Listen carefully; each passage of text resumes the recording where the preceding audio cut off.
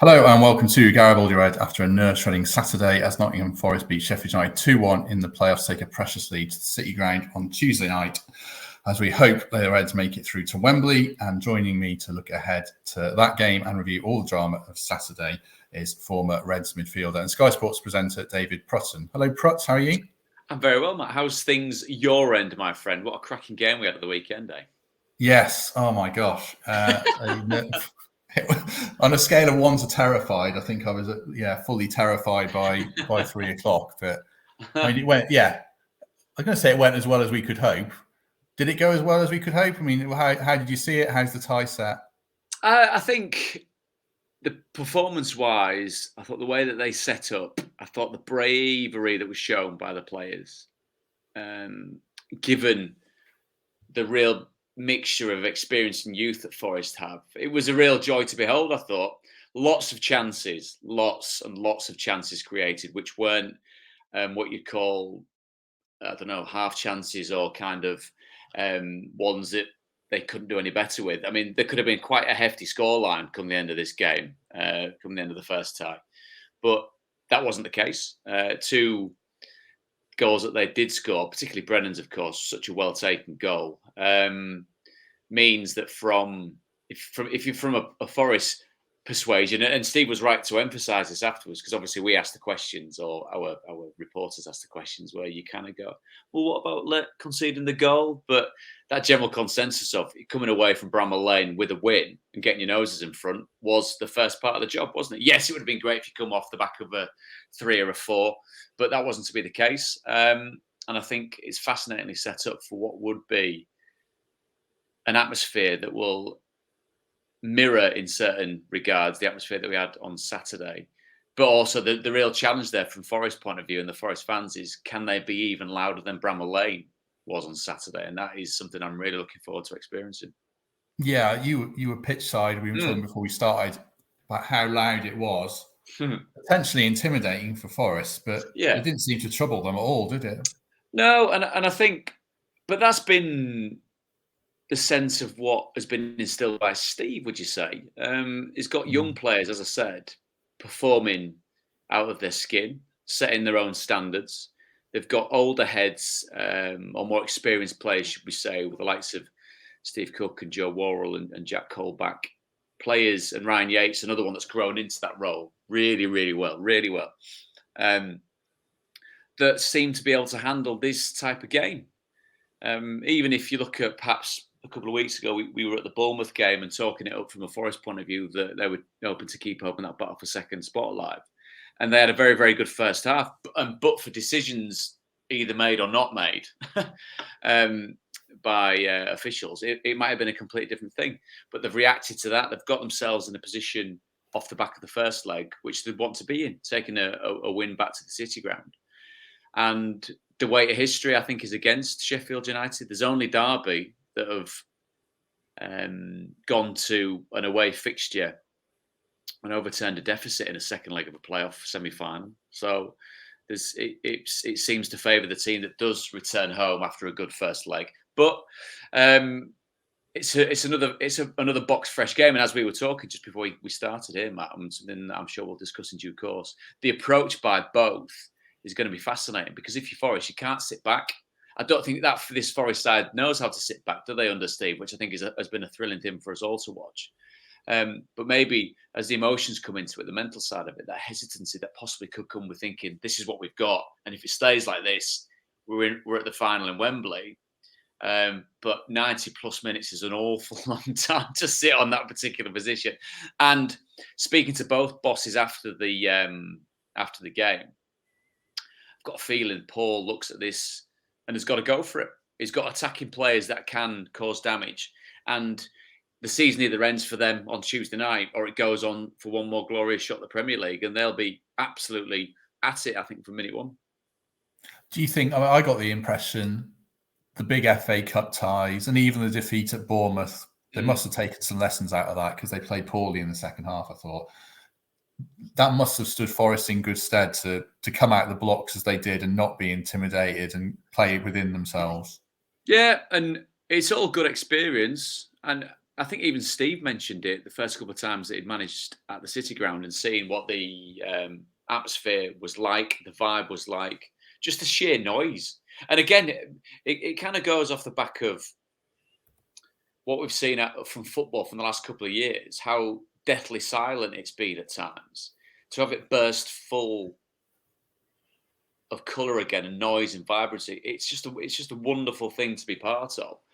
And for the players, it must just be the ultimate buzz. They seem to thrive on that. And I think you're right that those games against the big teams that they played in the Cup has set them in good stead for a game such as this, because it'll be the most amazing atmosphere. There is always that cliche about playing on a weeknight and it having that sense of grandeur and scale, because bizarrely because the floodlights are on, which is always baffling, but it does create an atmosphere, doesn't it? That means that, again, it's going to be another test of their mettle. And so far, I think they've stood up to it, as you say, barring that second half at Bournemouth. This Forest side, this at times young and inexperienced Forest side, has stood up to that challenge, I think. Forest, they were so fast out of the blocks. The front three just tore them apart. Zinchenko, Johnson, Surridge, really good movement. How much of that is down to the quality of Forest, and how much do you think is down to Sheffield United being caught unawares? Or I don't know, you think they know what was going to happen, wouldn't you? But they just couldn't stop them. Well, yeah, and seeing as though we've got teams, obviously, at this stage of the season, by virtue of the fact that they've played each other twice before, that you get the feeling that they should know a bit more about, particularly down the right-hand side of the pitch, with Jed and Brennan linking up. They were a menace, an absolute menace. And I think on another day, there was one time in the first half when Brennan got into a good position, but the ball across was under hit and got cut out. But there were so many times that they got in behind Sheffield United. And what Sheffield United have done so well this season has been almost kind of looking a bit like the Chris Wilder side. I say only a bit like, because Paul's got his own ideas and he's a fantastic coach. But when they are on the offensive, they are a team that does get forward in numbers. Look at how much mileage Chris Batcham gets forward. He finds himself in the opposition box so many times from a defensive position that they're encouraged to do that. But what Forest did so well was to do exactly what they were built to do and what they are built to do, which is to attack with pace. And on another day, if the devastation had been slightly more clinical, it could have been 3 or 4 coming into this second leg. I mean, you stood on the touchline, you were with Michael Dawson and Michael Brown. Not my favourite player, Michael Brown, but I'm sure he's a nice guy. Yeah, God. Well, what from a purely Forest point of view? Well, anyone who played for Sheffield United in 2003 is not in my good books. There was so I was stood there obviously with both of them, and I'll vouch for them both as being lovely people. But there was a little band of Sheffield United fans, blokes of a certain age, that were. I mean, you get your little ears things put in, and it's great because you can't have a thing. So when you are getting slated, like I was getting slated by the fellas, and I think the hand gestures were quite clear enough. So I knew what the vibe was. It wasn't waving and thumbs up.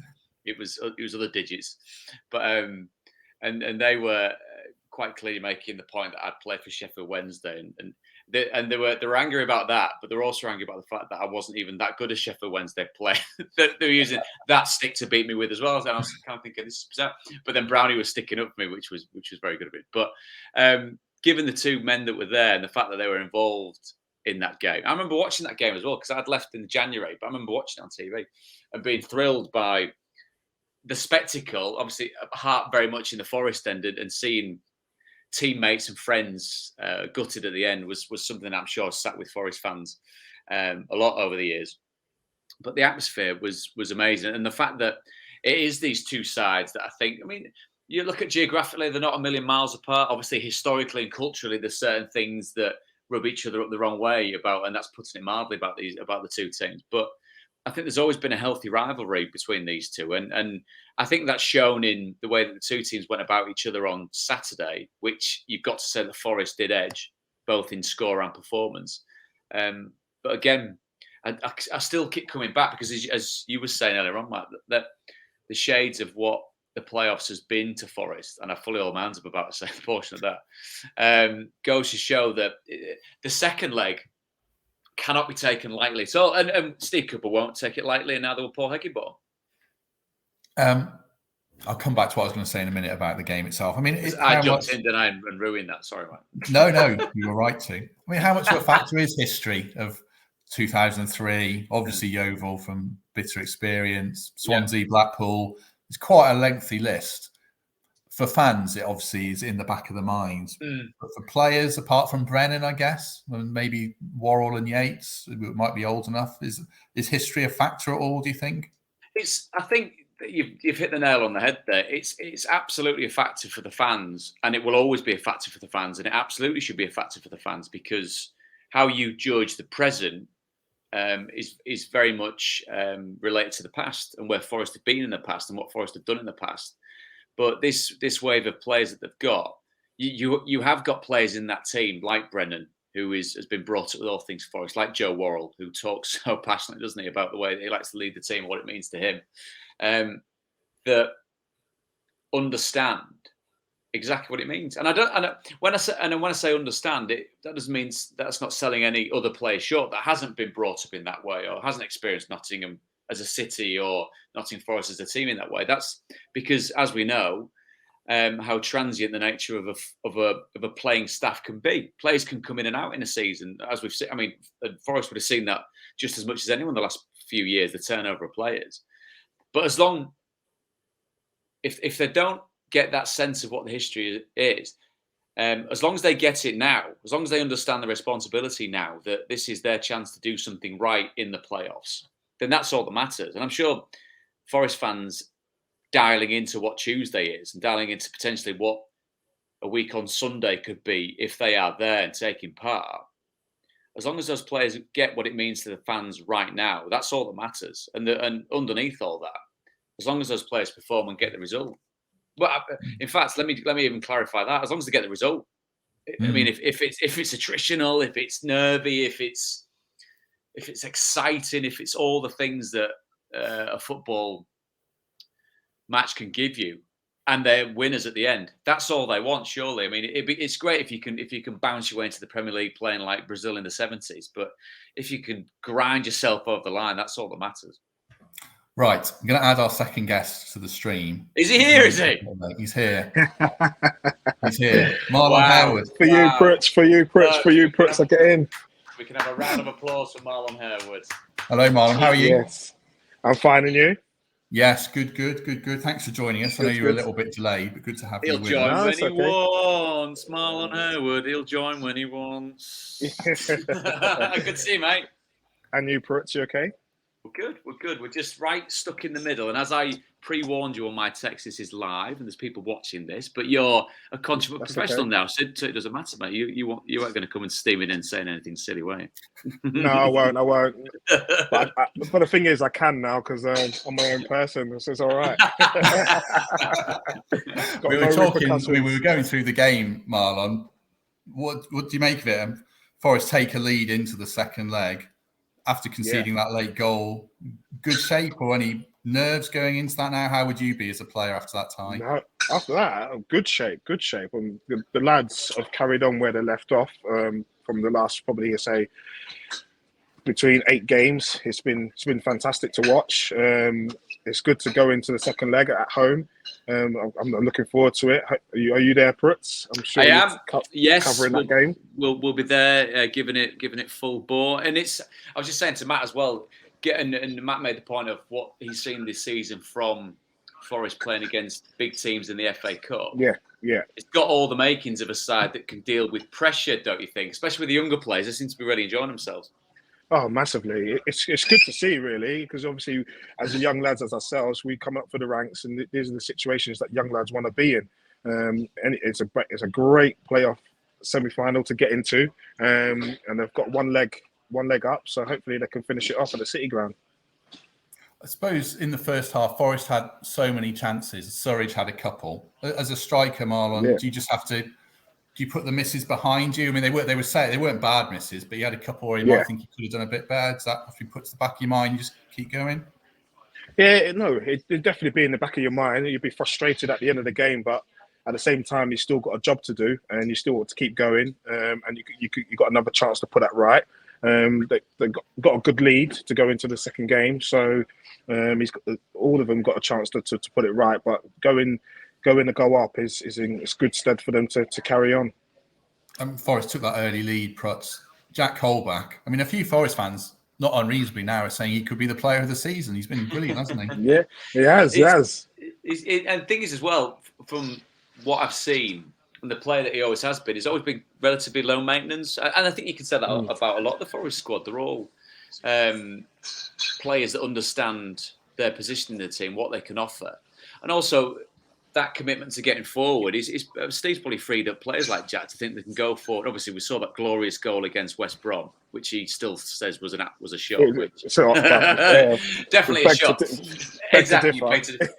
But finding himself in that position to get forward and the belief that has been afforded to himself and the rest of the team has been great to watch. So I think Michael Dawson was saying something similar about him being one of the underrated, understated players of the team. But it sounds from what Matt was saying there, Marlon, that Forest fans pick up on a player like that. And another one like that is Ryan Yates, who's grown in stature and presence over the course of the season, hasn't he? Yeah, a few of the lads have grown up, really. It's one of them things I think they had to. You have to hit the ground running. Like I said, we've been in them situations where you just want to keep playing. And when you want to keep playing, you have to up your game. You have to play well. You have to be week in, week out, between a 7 out of 10 to try and keep your place. And I think all of them have done that. And it's shown, obviously, the last game that they're ready to take the next step. There was two other key moments in the first half I just wanted to talk about. Ironically, it was at the other end. I mean, Forest dominated the half, but there were two instances. Prutz, was there a penalty for Sheffield United? They're adamant there was, for Garner hauling down Sander Berger. Do you think or not? It wouldn't have been totally.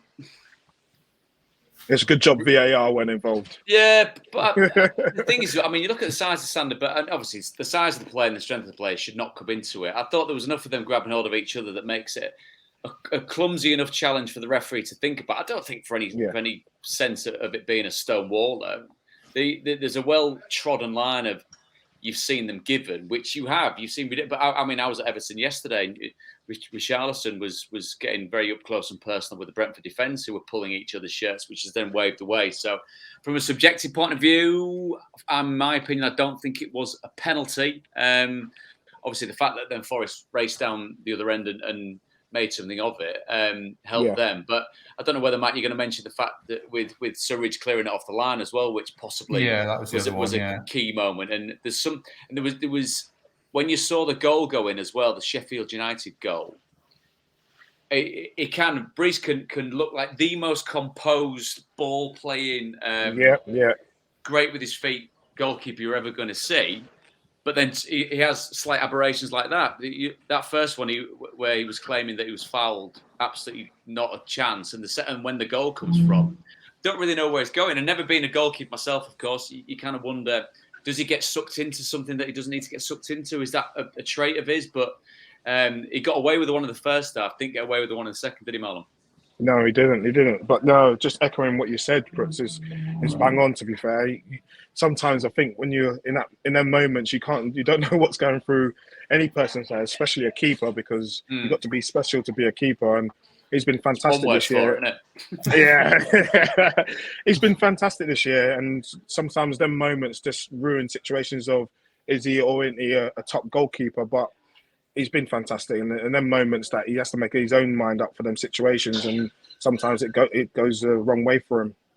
Yeah, I suppose he's one of those keepers, isn't he? He tries to take the pressure off, and so it looks brilliant 9 times out of 10 when you come and gather it and get it in stoppage time. And there's always that one time, just a bit unfortunate that Forest lapsed, but it wouldn't be Forest if they didn't do that, I guess. Surridge on the line, Marlon, as well. From a striker's point of view, I mean, it's useful to be able to get back and help your teammates out with a good piece of defending, isn't it?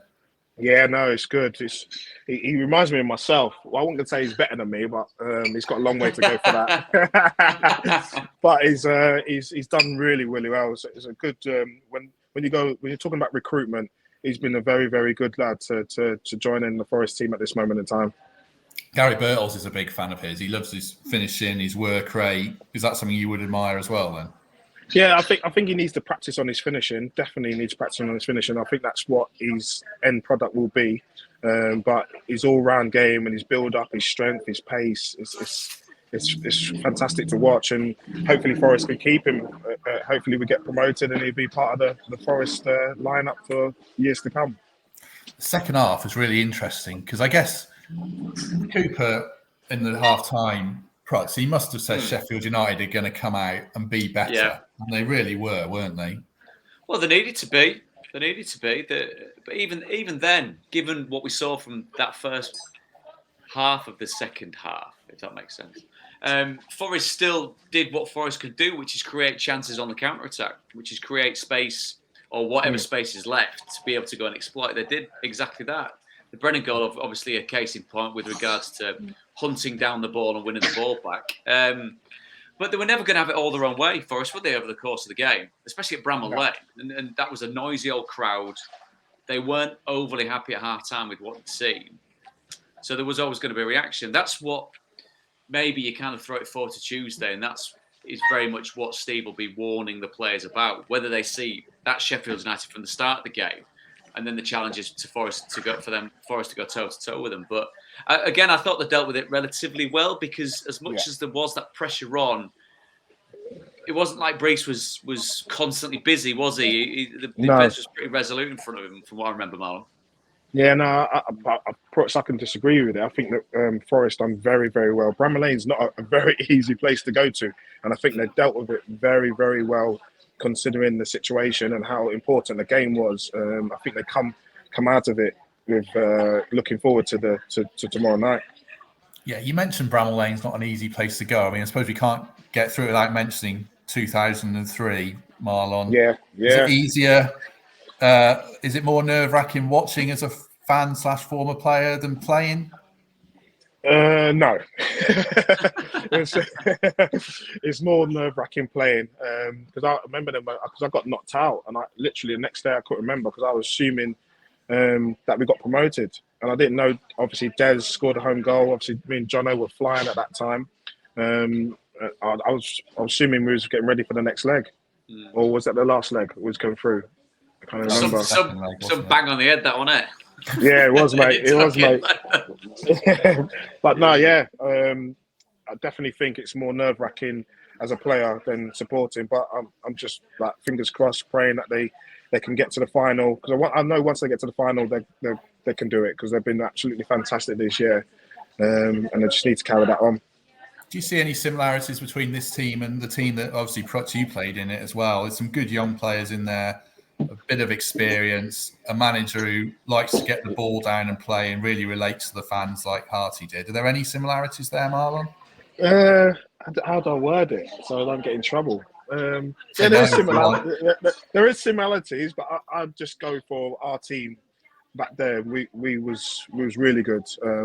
Harty done really well with the players that we have, and we weren't scared of anybody. And we scored a lot of goals. Me and Jono scored over 50 goals between us, and that's saying something in the championship. And what the team around us was giving us chances left, right, and centre. I remember I scored 4 goals in one first half. Things like that.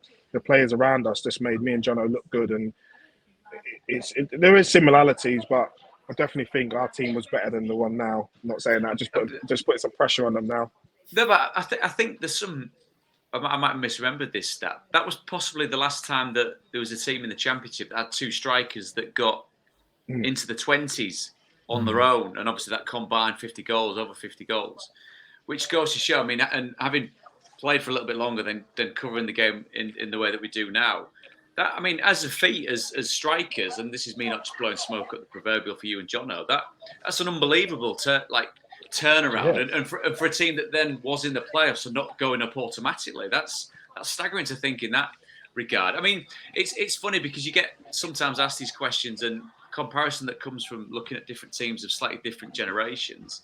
And you've got to try and look at it completely objectively and judge that team against, not necessarily against that team, but there's a like you said, the similarities. They've got a manager in charge who really enjoys developing younger players, who's very good at developing younger players. I think we had a nice sprinkling of experience, I think, in that side as well. And there was a real sense of togetherness and a likability about the team, I thought. And there's from what I've seen, what Steve's got out of this current crop and the team that he's put together, the squad that he's put together, there's a lot of similarities in that, in the sense of what they're capable of achieving. But let's be honest. If you're looking at it from our point of view, as Marlon's talking there, Matt, but if this Forest side gets into the Premier League, it's a staggering achievement, an unbelievable achievement. Unbelievable achievement. Unbelievable achievement. And you were, and I know, I mean, I think I joined in '98, and Marlon, you'd have been there a few years before me. But the team that got into the Premier League under Dave Bassett, my God, that was some football team. That was some. It was crazy. Some That's football team. I made my debut with them. It's crazy. And that was a team, from what I remember, that was full of fellas, full of hardened battle titan footballers of a certain ilk. So this Forest side would have done it differently. But then they're there on a, if they do go up back into the Premier League, given the ridiculous amount of time they've been away from the top tier, they're shoulder to shoulder with that type of team, I think, definitely. Yeah, no, yet again, I totally agree with you, and I couldn't say it better. Just how they are and how they perform, and the manager has an absolutely massive praise from me. What he's achieved, and he's going to. And you can tell by the teams today that have done really, really well, the teams that have got a very good team bonding, good understanding of each other, want to work for each other, want to tackle for each other, get back for each other. Like when someone's down and out, they'll get back and fill in. It's just got that really good togetherness for them, and they deserve it, or what they've had from obviously beginning of the season until now. No one have thought Forest will be in the playoffs, looking forward to getting in the Premier League, and it's just good to see, and it's just a buzz around the city that's well overdue and well needed. Just maybe Steve Cook, Prutz, sum up that fortitude, that togetherness. I mean, he's got a cut on his head that's been glued, and blood was pouring at Bournemouth, and then his father had that cardiac arrest before the game. I don't know if he knew about it while he was playing or not, but regardless, I mean, you've got to be a warrior to play as he did on Saturday.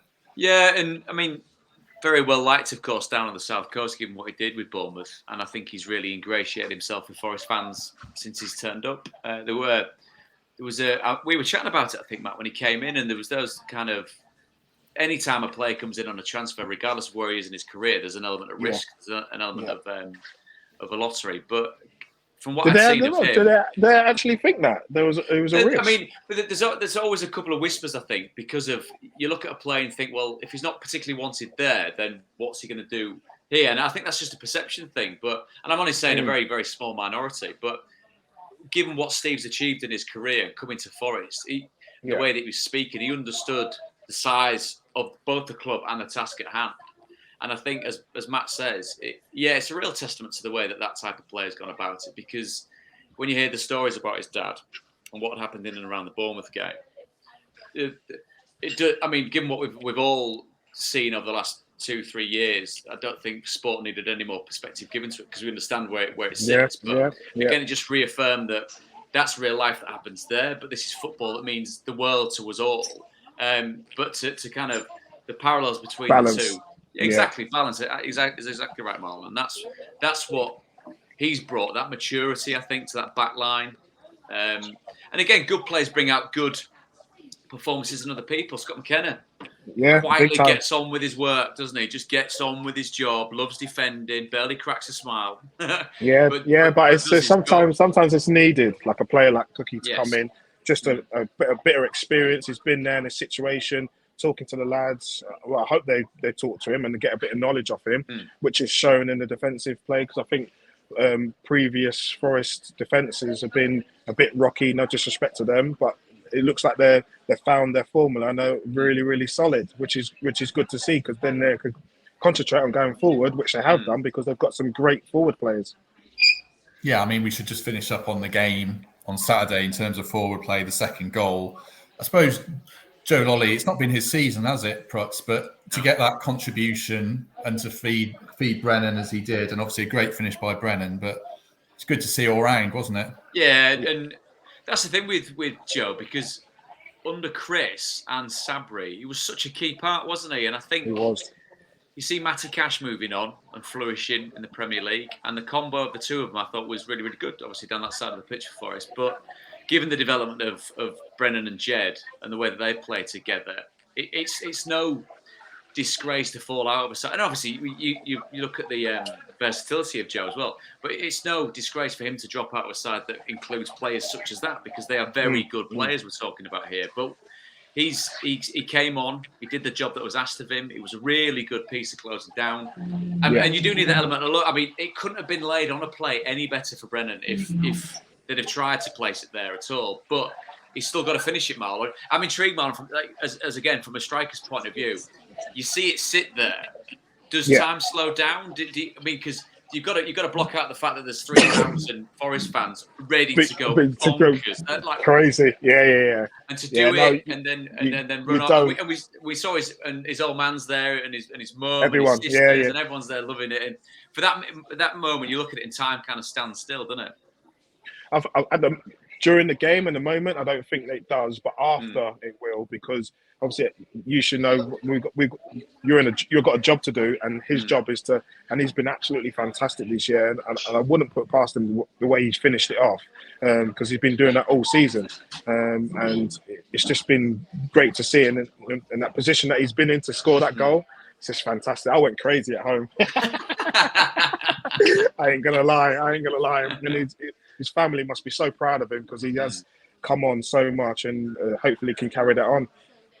You must have known him as a little kid milling around the dressing room, Marlon. I did. It's crazy to obviously testament to their mum and dad. Marlon, I think when Jono joined, he was a little Alison baby. She was pregnant with Brennan.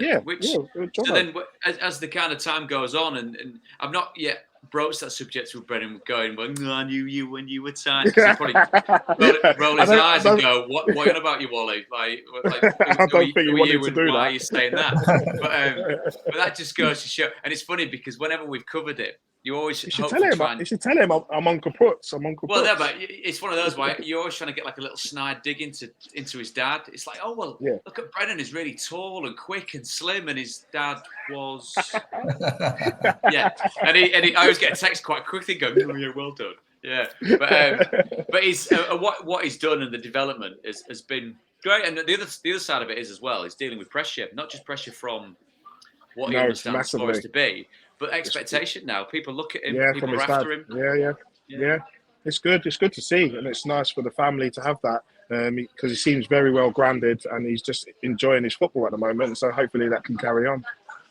Obviously, you went on and had a good Premier League career, Marlon, after you left Forest. What's Brennan's potential from what you've seen of him? It's a big step, but he looks geared to go right to the top. It is a big step, but they've played big teams, obviously, like Liverpool, Arsenal, Leicester, and he didn't look out of place. The Premier League's team looked out of place to me, to be fair. So it looked like he'll thrive off it. Looked like he'll thrive off it, but at the same time, Forest will want to keep him. So they're going to struggle in that sense. I don't wish it upon anyone. I would like to see him at Forest if they get to the Premier League, but at the same time, I like to see a player flourish, and he is one of them players that you would just love to see him in the Premier League doing his thing, because he looks like he can do it, and hopefully he can continue showing everybody that he's a good player. Just lastly on that goal, is that a natural thing to finish like that? Can you pick it up on the training ground just through repetition, or do you have to naturally have ice in your veins to stick it away like Brennan did? Yeah, I think naturally ice in your veins, because obviously we was talking about the Blackpool game and his finish. Remember his finish? Like, amazing. That is in him, and he's two very good different finishes, weren't they? Yeah, as a young lad, and finishing like that is phenomenal, and you're just saying about in his veins, and you don't be so surprised about his finish at Sheffield United, because he's done finishes before that I think are harder finishes than that one. So to finish like the way he's been finishing is just sort of a normal procedure for him, and he just needs to continue what he's doing. He's definitely got something, and hopefully Forest can bring that out of him in the Premier League. I said that again, in the Premier League. Let's look ahead to Tuesday then. I suppose we were debating this before we started, Prutz. One of the things, it's a good question for Forest now, is do you start Keenan Davies? He's such a great weapon. If he's fit, is he better starting Marlon as a striker? Would you like him coming off the bench still to replace Surridge? For me, my opinion, before I get in trouble, he should be starting. That's my opinion, because defenders would be scared. Even if he's not scoring, he forms a threat, because they would have to worry about him, go close to him, tight to him. They don't want to fight him because he's quite a strong lad. It just brings other players into play. For me, he's a guaranteed starter if he's fit, because he can cause all sorts of havoc and making other things happen around him. Is that with Zinchenko, or is that with Surridge if he does start, or do you have to leave Surridge out? Do you go to up top or not? Yeah, even though he's done really well, but I think Zinchenko has been better as that number 10 in that role for him. So yeah, so I'm not sorry to say, but I definitely think Davies should start and Zinchenko behind him. It's not a bad debate, though, is it, Prutz? I mean, sorry, no, it's not. It's fantastic. It's not. And again, what Marlon's talking about, that testament to the recruitment policy that's got players like Surridge and Davies in the door. Then obviously off the back of that, what Steve's done with them to work their way into that contention of causing trouble. Sam, as we'd seen, he had a cracking opportunity at Bournemouth, should have had a penalty at Bournemouth, definitely should have had a penalty at Bournemouth. And a couple of chances on Saturday, as well as obviously playing a key part on the line. But what Davies brings, I think, in a game that's going to be emotional, it's going to be high tempo, it's going to need a real physicality to it. I think Marlon's absolutely right. Yeah, and that sense of being able to, because the positive spin that you put on the fact that goal went in late on means that Forest remain honest in this, that they remain switched on, absolutely ready to go. And someone like Keenan coming in to start with a bit between his teeth, I think sets the tempo for Forest. So you're not sat there for 95 minutes containing a team. You're sat there going, we're going to do the same thing. We're going to go for it. We're going to do what we've done to the best teams in this division. We're going to go. Yeah. And that I think he gives them the platform to set up that way. Yeah, no, and it's echoing what you're saying. It's a plus for him to come on as a sub in the second half when you need someone to still rattle the cage. When you need someone to come on, and obviously Sturridge is a great player for that to come on as well. I suppose the psychology of Tuesday is fascinating in the mental aspect for the players and how Sheffield United go about it. Do they have to come out at 100 miles an hour, Marlon, or can they sit in for an hour and then try and nick a goal? How do you think they go about it? They will come out. They can't sit on it. They need to come out, because I just think Forest have got too much at them, because they'll pin them back, because they're very closing down. The aspects of how Forest play now is very, very well. So they have to come at them and push them back. So that's when hopefully Forest will exploit the areas when they're doing that. Yeah, Marlon's led into the point there, Prutz, hasn't he? That Forest on the counter, they'll want Sheffield United to come at them, won't they? Devastating. And that's the key thing, because as I said, having spoken to Steve and Paul both after the game, it's intriguing to think that how they're going to work out over the next couple of days, obviously with Sunday as well just gone, how they're going to attack that. Because if you do get a Sheffield United side that we're kind of saying will go at Forest from the outset, leaves gaps behind, and the pace that Forest have shown on the counter-attack and the efficiency that they've shown on the counter-attack means that it's a real challenge for Sheffield United, a real challenge for Sheffield United. Big time. And it's not just that. It's not just the team, is it, Marlon? It's the fact that you're going to have they can't hold back, because they have to win the game. And there's no holding back in this situation. They're back 4 or back 3 or whatever they're going to play is going to be up for it, because the wingers are going to be pushing up and stuff. So they can't leave our wingers wide or free to go on the counter, because they know they're going to be a threat. Anything that worries you about Sheffield United, Prutz, from a Forest point of view? I mean, Sander Berge, I think, is really good. Morgan Gibbs-White worries me a bit. But Forest and Billy Sharp, if he can get back off the bench somehow. Is there cause for thoughts? What they've missed. That's what they've missed. That type of striker with Billy's capabilities. When they have created chances, they've missed someone like him to finish him off. Morgan Gibbs-White, I think, is a fantastic player. I think he can cause Forest problems. And Sander Berge, who still, for me, I mean, the fact I think he was almost around 20 million quid coming in for Sheffield United, and he is a very, very good player. I think if you're out of a Sheffield United persuasion, he can dominate games more than he does. I think because physically he's a big dude.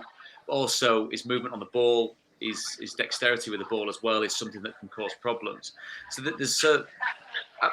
Worried, possibly not the word. Wary, I think, is a bit more operative because they've seen it's the fourth time they're going to see each other this season. So there's not too many surprises in there, is there? And if you look at from Sheffield United's point of view, with those key players missing, the likes of Brewster and McBurney, obviously Devin McGoldrick's moving on to pastures new, but these haven't been players that have been prolific this season for Sheffield United. So they've had to make do amend without those types of players, and that element of how they approach the game with that finite ending, that this could be the last game of the season, again, is one that really does intrigue. Yeah, no, massively, because it's quite scary, really, because Forest can't go into this game being easy-ozy because literally it can score a goal early doors and that can change a whole different game. And then Forest are going to have to go at them, and then it leaves them vulnerable. So it's going to be a very interesting day. Who are the key men for Forest, or are there no key men? Does it have to be one of those where everyone's an 8 out of 10 and you can't carry a single passenger, Marlon? Yeah, no, I'm no passengers. I totally agree with you in that sense of the passenger situation. Obviously, we have got some key players that have played really well this year, but all of them are going to need to stand up and be experiencing what they do, knowing when they're doing it, because they've all played a part to get to this situation. And I need to continue that all together because to get to the final, they're going to need that. A couple of people in the comments asking about Ryan Yates' injury. He's fine. I mean, he'll play with one arm probably, I think. And I think he is one of them players, isn't he? He's like a Prutz, to be fair. Like you say that. Reminds me of Prutz. Well, if you've read a comment about that, Matt, if Marlon's just said that, that'll get him proper riled up because obviously Ryan Yates would be devastated to hear that particularly. But I think what he's done, Ryan, is so well. And I think he's a fantastic footballer, a really good footballer. From what I've heard, to all intents and purposes, a very, very good teammate as well. He has worked his way into a position of real prominence, hasn't he? Between himself and James Garner, what Garner's done and what he can do with the football is a joy to watch. But I think those two really have cemented themselves as a really important kind of fulcrum that everything kind of operates around for Forest. And they complement each other completely. And what Matt is kind of is saying there, I think, Marlon, is absolutely right, isn't it? It's a team with very, very good players, but as most championship teams are, it's greater than the sum of its parts. You put them together, and the chemistry and how Steve's got them set up means that they bring the best out of each other. And I think in a game such as that tomorrow, it's got to be a team ethic. It's got to be a team approach. It's got to be sevens across the board. Yes, a couple getting up to 8 and 9. That'll see them over the line, you think? You're obviously going to have the one special one that might get that goal if they get the goal, because they might not need to score. But if they get that goal, then you've got that one that will take that limelight. But at the end of the day, it's all of them that's going to be in that situation. As we finish, a couple of minutes to go. I mean, I know that when it kicks off on Tuesday, there's going to be a bit in the back of my mind saying, this is Forest in the playoffs, they're going to blow this, and I'm going to be absolutely Don't have that thought. Come on. Yeah, well, that's what I want you to tell me. Tell me why I don't need that. Why don't I need that thought? Because you're killing it already before it's even started. Don't have that thought. Be positive. This is time. It's time for positivity. Forest have not been in this situation for a long time, and it's time. And I think it is the time. The way he's got them playing, how they are doing it, it's not one of them things. I think it's just going to happen. These things happen for a reason, and I think it's going to be the turning point of the way they've been doing. Compliment to him, compliment to the players, and they just need to finish it off now on a high. I mean, tell me it's going to be all right, Prutz. I know Jared Branthwaite got sent off yesterday when Everton were cruising and anything can happen. Yeah. So tell me there's nothing to worry about. There you go, nothing to worry about. I think that what we've talked about over the course of our lovely little chat is the fact that it's a Forest side that they've established their own standards and their own expectations off the back of performing in a way that's easy on the eye and also ruthless when it's done properly. And I think I was just looking at the lineup from Saturday and the potential lineup obviously coming its way on Tuesday. There's not one of those players, I don't think, that struggles in this atmosphere that kind of buckles under the pressure, that doesn't go out and enjoy themselves. I can't pick that person. I can't pick a weak link, Marlon. Can you? I mentioned Brees Samba early on, and this is me not saying that weak link is Brees. I'm not saying that at all. I'm saying that occasional aberration that he has, where he goes wandering, and you kind of think, can you just stay where you are and just, play it in a certain way? But even that character, that side of his character, helps him perform in big games such as this. So it's I'm looking yet again, agreeing with you. It's not. I do not see that sort of player in this team. I think they love occasions like this, and they're going to thrive off occasions like this from previous situations of playing Arsenal, playing Leicester, playing Liverpool, like the top teams. They didn't seem to be that word. I don't think comes in the equation. I think I think they literally thrive off playing against teams like this and playing in occasions like this, because this is where they want to be. And all of them deserve to be in this situation. I don't think that crosses their mind in the sense of like, oh, God, what we're going to do next. I'm not seeing that all season till this time. So, Brooks, I totally agree with you. I don't think there's any players in that team that will be thinking that way inclined. I think they'll be thinking positively that they want to go on and win the game. Well, a good note to end on. I'm quite glad Marlon told me not to worry. What a good life lesson, I think, Matt. You get to know this when you've known Marlon for as long as I have. Listen to Marlon, and things are normally all right. I've got a vivid recollection of it all going massively off in the tunnel at Molineux, and this was when Wolves had like the biggest dudes, and we were only younger players. And Marlon was literally picking us up, throwing us in the direct. Get in there! Don't get involved. Get in there, you! And Marlon, like the centurion at the door, like, come on, you know what I mean? Nothing bad is going to happen when Marlon's around. Nothing bad is going to happen. There you go. And I'm going to be celebrating like crazy tomorrow night. Perfect note to end on. We'll be back on Wednesday with a review of what hopefully is another win. I'm sure it is after listening to these chaps. So thanks for joining us. Very much appreciate all the comments as normal, even though there's a few negative ones about Prutton and a lot of positive ones about Marlon. The great thing is with those, Matt, I mean, they're very succinct. They're always very negative. Short. And why the negative about you, Prutz? I love you to bits. You're an amazing guy. We have a lot of chat about this, and I've told Matt about this because when we talk about predictions and how Forest are going to do. The fellow that I work with at Sky showed me my end of season table that my predictions would have given. It had Nottingham Forest in second on 108 points, which is mental. So I mean, whoever won the predicted division meant that they won. I don't know. They got 110, 12 points, which quite obviously we know is ridiculous. But yeah, I've obviously been pathetically swayed to go. Yeah, it's fine. It's going to win all the time. So that's where we're at, Marlon. But you know what I mean. It keeps you honest, I understand. Yes, it does indeed. It does indeed. Excellent. Right, we'll leave it there. We're back on Wednesday. Good luck for Tuesday, everyone. Enjoy the game if you can. Prutz, thank you very much. My pleasure, Matt. Good to see you both. Yes. Yep. And Marlon, thank you very much for joining us. Really appreciate it. No, you're very welcome. You're very welcome. And we'll see everyone on Wednesday, hopefully.